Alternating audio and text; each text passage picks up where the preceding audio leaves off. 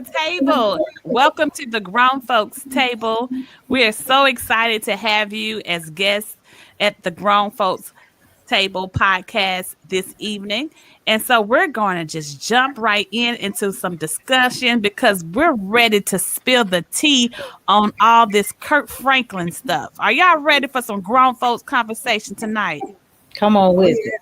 We're going to just keep it real. First of all, let me share with you. If you are not familiar with with Kirk Franklin, who is a gospel singer, his son, he has a 33-year-old son, and his son named recently leaked a conversation between him and his father, and it got pretty heated. It just wasn't a regular conversation. It was more than sugar, honey, iced tea. It was all the words, all the vocabulary words were in this conversation. And so pretty much why I believe this episode of this is getting so much attention is, one, because Kirk Franklin did not know that he was being recorded. Two, he later found out that his son had released that information to the World Wide Web. And so tonight we're pulling up to the table to talk about, what do you feel about hearing this recording, and how do you think the faith-based community is responding to hearing their wonderful gospel singer Kirk Franklin, speak in that manner and tone? I'll come out the gate. You want me to? All right. You know what? Parts of it made me think about my parents. Okay. In particular, my dad was not a foul word person. His curse word was fiddlesticks, right? My dad did not curse unless he was under the influence. Mm-hmm. But my mom was a cussing woman, and my mom could have been in Kirk's body. And so when I heard it, I said, when I heard it, and then I saw the contrition all over him. I saw the brokenness over Kirk. And I said, well, he really is not really my mom, because my mama would have said, now I dare you to say something about it. I dare you, and a part of me, I think that's something that I can attest to as well. I think raising our children or dealing with certain situations, we all have been caught unaware. We've all done. I don't think Kirk Franklin owes us an apology. That's Vicky Turner. I don't believe it. I believe he lost it. Yes, that boy was horrible to do such a thing, but that boy is dealing with mental illness, and everybody knows it. Even his mother, I saw an interview with his mom, and she is standing by Kirk Franklin. And while she says, I love my son, and I would die for my son has issues. And so I feel bad for Kirk, because I know how the religious world is. And I said that intentional. Religious people are brutal people. They will kill you in a minute in the name of Jesus. But spiritual people are a lot more merciful. So I choose to be spiritual. He didn't do nothing wrong. He got up in that boy's butt because that boy's butt needed to be gotten up in. And maybe he may need another time of it or two of it, but that's my story, and I'm sticking by it. I'm with you, Vicky. I mean, the household that I grew up in, my dad wouldn't have bit his tongue either. First of all, I wouldn't have thought about recording him or saying nothing back. None of that. It never would have dawned on me, or I never would have, no matter what he said. And I never have, no matter what he said. It might have been in the back there somewhere, but it would have never come out to my dad or even my mother. My dad was tough. My mother was like your father. I've never heard my mother curse, and she was a school teacher. She was the sweetest lady and still is. But we also knew she didn't play either, because her ways didn't have to mention a curse word, but you knew exactly what she meant. and you didn't just try to say anything back to. I just didn't do it to any of my parents.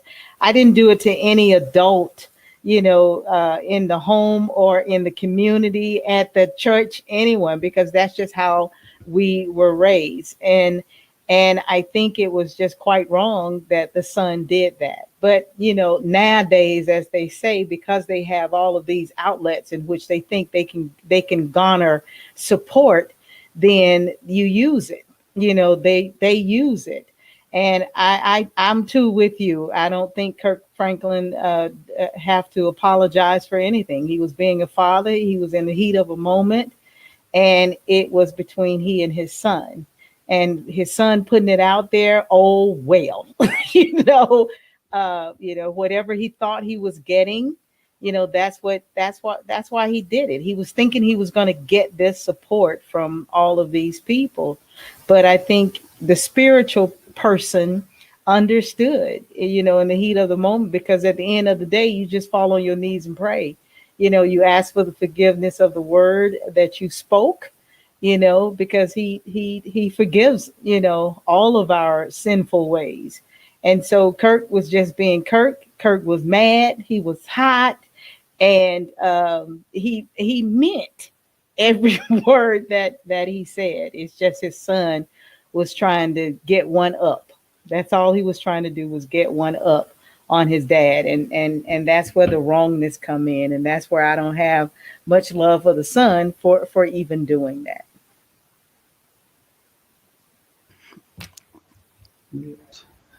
I would just say, I'm just sick and tired of these entitled children. These privileged children, as we say, because I know I grew up in a home with strong Black parents, and my father was a preacher. And so, and my mother, first lady, but I think what he did was totally disrespectful. And to just leak information like that because it was to sabotage his father's career, to tarnish his image and everything. I think Kirk has probably done everything he possibly could for that boy. When you're 30 or 33 years old, it's time for you to own some responsibility here. And I'm understanding all the challenges they may have had with him. I don't know all the ins and outs because I don't know their story of what he's been going through, but I know this is something that stemmed through childhood. This is not something that just happened, but it has grown with them. So I know it started as a child and has grown with them, and they have not been able to resolve the problem. But to record, that is something, I tell you, I have fallen out with many people because people like to record. Like, people come to your home, come to your parties, and they want to record and put stuff on Facebook. So you all know how I feel about that. So just to record his father, knowing his father, who he is, and being in the community and in the gospel field, and that you want to do something like that just to tarnish and destroy his image. But I think he did anything wrong, as you all were saying. He definitely doesn't owe me an apology. I don't think he owes anyone an apology. I tell you, my father, he can look at you wrong and we would start crying. And because that is just the respect we have for our dad. We didn't do anything wrong. My parents had a lot of kids that they had to raise, but it's about, you have to put that fear in your children. If you don't have that fear in your children, but I will say you can go into any Black home. Now, it's only because we're not popular. People don't know us. They don't know our name, but they can hear some of the words that bounce off some of these walls. It's not anything different than what Kirk Franklin said. You just don't know us. You don't know us by name. So I don't think he did anything wrong. You disrespect me in that way, you're going to get some curse words out of me. That's all I have to say about that. Oh boy. well, here's the thing. And I guess my challenge here is that, even though he's an entertainer in the gospel industry, is when I think about the words and the songs and things that he's written, and hear my heart on this. My challenge is a lot of times that I feel like we should hold people accountable for being who they say they are, whether it's in home or out home. I tell my kids all the time, listen, You don't treat people on the outside better than you treat people on the inside. If you can hold your temperament, not to cuss out my kids be cussed, but I'm just saying, for example, if you can hold your temperament and not cursing out one of your artists because you disagree with them, then why can't you hold your temperament when you are disagreeing or parenting your child? And so to me, I know that Kirk has had his own personal struggles in some other areas, and everybody is a working a work in progress. And so that's one of the reasons why I welcomed his apology, because I felt like it was necessary for the work that he does.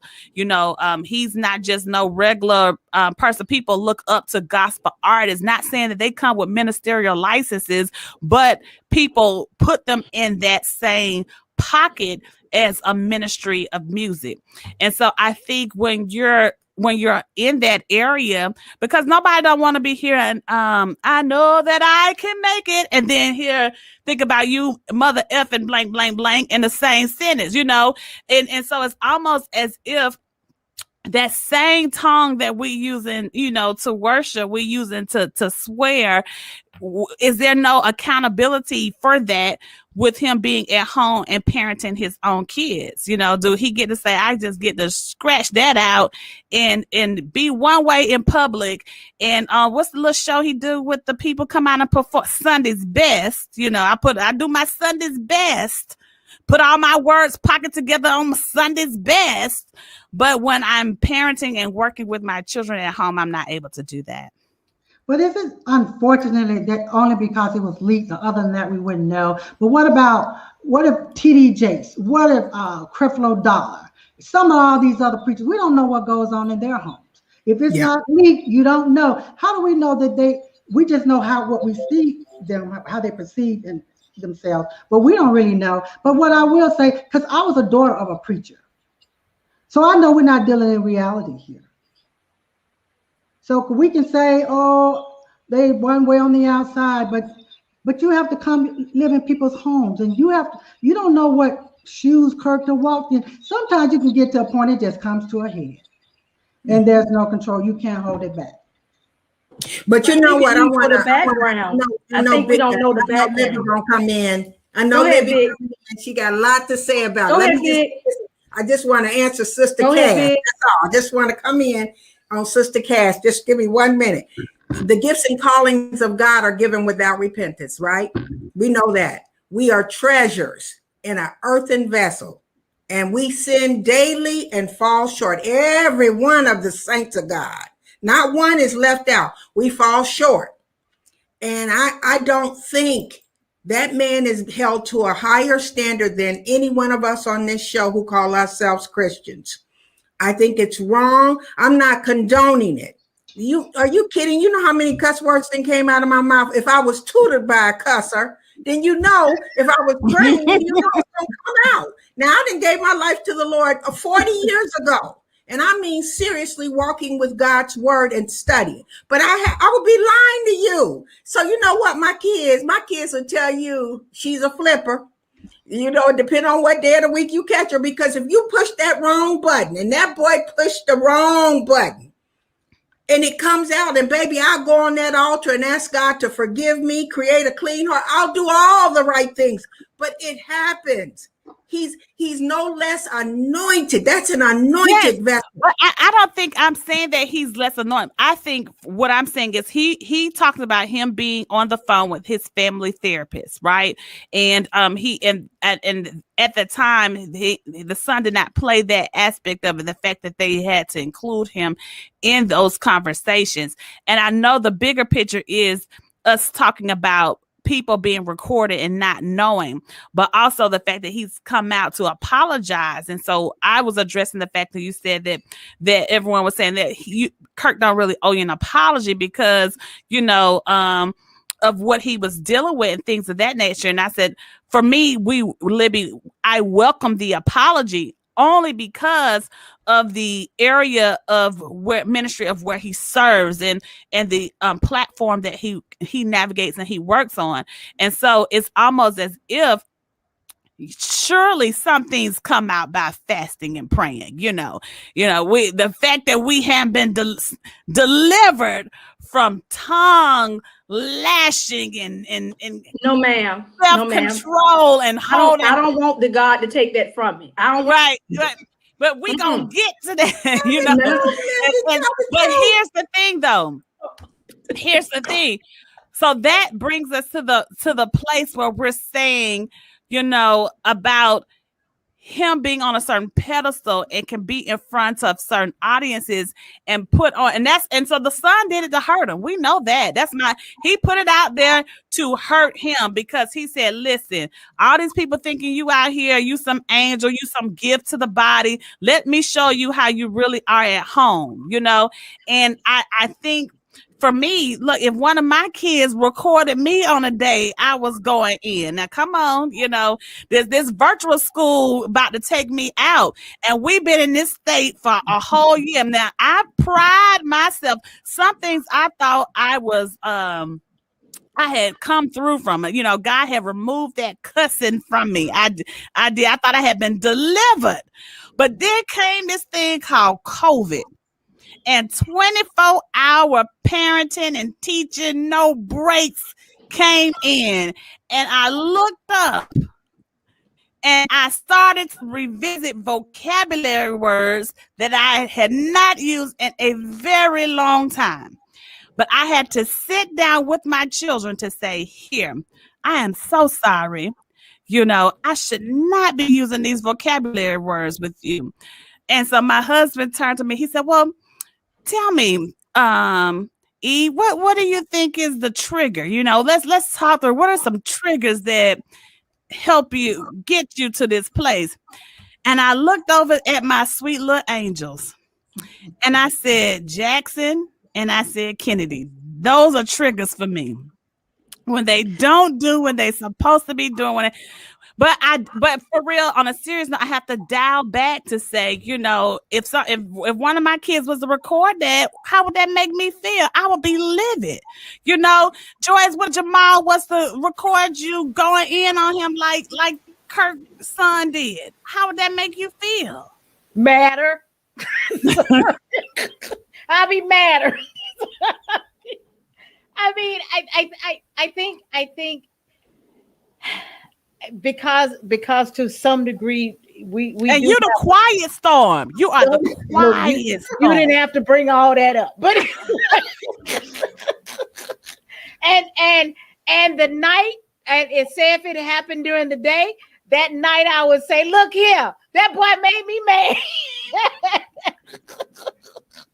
Listen, he made me mad, y'all, and I promise you, I bet I'll get phone calls and say, George, tell I understand. Because mom makes me mad. I mean, it's true. It's true.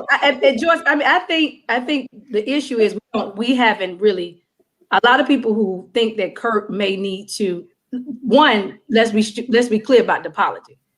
That's all orchestrated through his company. Mm-hmm. So that's just orchestrated. Mm-hmm. But we as Christians who, if you have been anywhere in the gospel movement, Kirk. That's number one.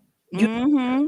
Number two is you know about what's going on with this 30-something-year-old son. Mm-hmm. His son has been a problem for the whole family. He has been an issue for the whole family. They have gone through several change to try to help him. And so as Vicky was saying, like anybody, that button is going to push. I personally don't think he owed nobody nothing. If it was me, they would have had to, it would have took a whole lot of stuff for them to get me to get on there to give anybody an apology. And the truth of the matter is 95% of people don't give a damn. Low. If you look at all the blogs, if you look at, they got this hashtag about I stand with Kirk, all this stuff, and nobody actually cares because everybody understands, one, that he had a problem child. Number two, they understand Kirk. Number three is he was in the privacy of his own company. Mm-hmm. Child. And anybody child who records their parent, that tells you about the child. It automatically sends a signal on the child. So Most people in the Christian community are not offended by it because Kurt has never led a life of high pedestal. And I say that because I appreciate that. Because when I used to teach my Bible study, my church-wide Bible study, we taught it was from 6 to 7. And I would say, first of all, I didn't go in a suit. I didn't go dressed up because I wanted them to understand we are one and the same. My calling is different. And I would tell them if they were listening, they would say, Reverend Living said that, listen, I used to do just like this. We got to get out of here because I'm single. I got to go do single things and I can't sit here all day. And the reason I told them that, because I didn't want them to think that I'm some holier than thou person. I drink wine. Yeah, I do. I curse sometimes. Yeah, I do. Does it make me any more Christian? Does it make me less a preacher? Does it make me a less a pastor? When you put a pedestal over yourself, your fall is high. It's long, it's deep. And that's why your congregation think you're perfect. That's why they think that you walk on water. And that's why if you ever make any type of mistake, it is woe is me to you, because you have made them believe that you are this perfect walker. And you have to be careful for that. I thank God for my AME denomination, because we do not make perfect folk. We don't go through this sanctification. We don't do it, and no sweat to nobody else. But we don't do that because we are walking vessels who are working daily on their salvation. God called us the way we are. I always say, there's a lot of things you can take from me, God. I'm good with. I don't think cursing needs to go nowhere, because sometimes I don't have another word. There's no other word. Let the words of our mouths and the meditations of our hearts be acceptable. They're going to be acceptable. Trust me and believe they're going to be good and acceptable.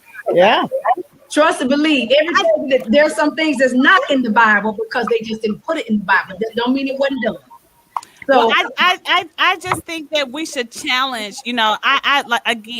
I still think that because we have to be very careful as create a gray area, even when it comes to accepting people to come to say, okay, what I did was wrong. Even though this child has been some challenge, and could he not have handled it in a better situation, better?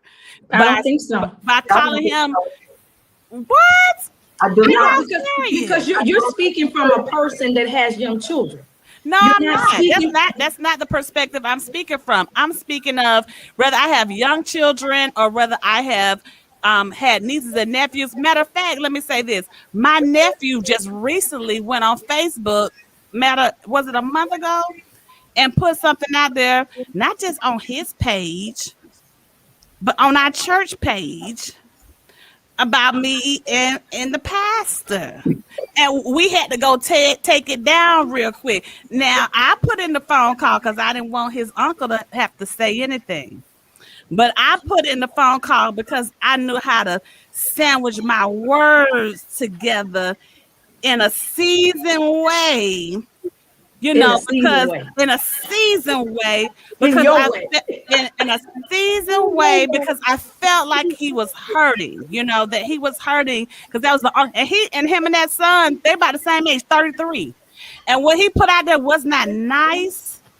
And it could have really, for somebody that didn't know us, that could have really damaged. But is there ongoing? But what I'm saying is, there are ongoing issues that have, and I say that from the perspective, I have a sister who is mentally ill.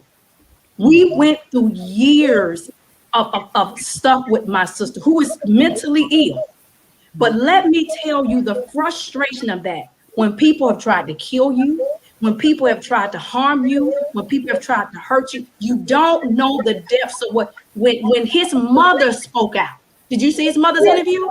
His mother said that they had done everything family-wise. Yeah. For this, he had done so much to so many people. I get it. We want to curb our tongue. We want to quote unquote, like you say, sandwich your words. But there are times when we are frustrated And I don't think it has to be handled differently because of people's preference or perspective. You walk the way you walk in your home. He walks the way you walk in his home. And he has other children that the way that he's been walking has been okay. So my thing about that is that we have to be careful to park our judgment in front of our own door, because it's how we handle things in our home does not necessarily mean that is universally the way it should be handled. And I say that because somebody could say for us as women in ministry that why are you raising your voice? Well, you will be offended by that because you would feel like, why can't I do what the men do? You have to be careful. Just because it's curse words, it's no different kind of attack. Yes, sure. Nobody wants to hear a Christian artist that whom we have decided is on a certain pedestal. We have, not him. We have done that, not him, not even God. We have decided that clergy and other folk like that are in a certain kind of realm. That's what society has decided. God has not said that. And if you go through scripture, you're going to see that God has not said that. Had God said it, God would never call David. He would have never ever let David be nobody king, knowing that David had all kinds of proclivities. Trust and believe he created him. He know that he had proclivities.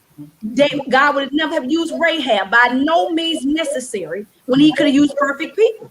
So that's what we have done. So this is the reason why if you go out in the blogs, 98% people don't care. It's because we have decided to make this man something that he's not, when he has been dealing with a not just a difficult child and a complex situation when there was one post. This has been years of what this boy has done to this family. You know what else, Libby? In the mother's interview, the boy has threatened to record her as well. And to harm them. That was how he was holding them hostage. I'm going to record you. I'm going to record you. And the woman said this, and I commend her. I'm so happy that woman didn't come against her. Because I would have whooped his ass. Yeah, that's what would have happened. Y'all probably shouldn't want to. I agree. That's what don't happen. But Libby has said, and you brought it on home, Libby, when you're dealing with, there's a difference in rebellion and in mental illness. You need to know what we're dealing with. And mental illness is a stronghold. And they said over 20 years, not just 20 months, 20 years with this boy. And he said it's been toxic throughout the family. I have mercy upon that family for what they have contended with that boy. That doesn't mean I don't have compassion for that boy. See, I would have beat his ass and then prayed over. That's what I would have did. He would have gone before the Lord, but he sure would have had some bruises. Well, I just think, parents should just be more patient with their children. I mean, you already know what your children's challenges are. You know that's a trigger. He should have hung up the phone. He should have hung up. He should have just hung up and said, "That boy said, I dare you. I dare you. I'm gonna get him. Do what you gonna do? Click. He should have got click. He should have got." That's true. You right. It would have been better. It would have been better for him to just hang up the phone. Yes. But here's the other thing too. Now it's like we gotta shake the children down. Be like, before I say something, give me your cell phone. Right. Give me your phone. I don't want nobody recording this. You ain't got me on a recorder. You gotta put a disclaimer there. You ain't got me on a recorder, do you? Now I ain't gonna say that. I can't say this only face to face because I gotta make sure you ain't recording me. I'll be doggone. It's sad though. But the thing is, if Kirk Franklin come to Atlanta tomorrow at Phillips Arena, it'll be sold out. Yeah, it will be. But he was just embarrassed. It'll be so. Yeah. at the end of the day, he was embarrassed regardless. I don't think anybody wants that stuff out there like that. He was embarrassed. I mean, Yes. come on, he is Kirk Franklin. He is Sunday's best. Come on, he is. Right. But I mean, at the end of the day, you know, he did what he had to do. And come next year for Sunday's best, I'm gonna be watching and see who's gonna come up again. And I'm not going to think nothing about what he and his son went through. Well, you already know if we go to Dolores' house, y'all better not pull out no phones recording. But I'm with take you. pictures. I tell people that all the time. That's right. That's disrespectful. Yeah, it is. Don't be recording. You don't even see me recording in my own house. What you coming up here recording? No. But what's sad is this I is would what tell you all this. This is real funny. I was looking on Facebook and a girl was posting her birthday, happy birthday to her in my house.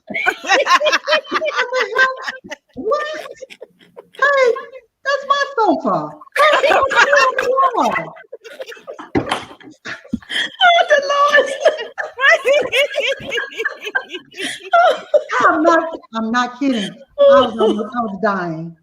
Well, drop some comments for us tonight if you feel a certain kind of way about these recording devices on cell phones and how easy it is to share your business and not even know it, or you even be recorded, have a conversation recorded like Kirk Franklin. Drop a comment in the chat tonight. Thank you so much for joining the Grown Folks Table podcast. We'll be right back here on next Thursday. Good night. Good night. Good night. No cussing. No cussing in between. No cussing.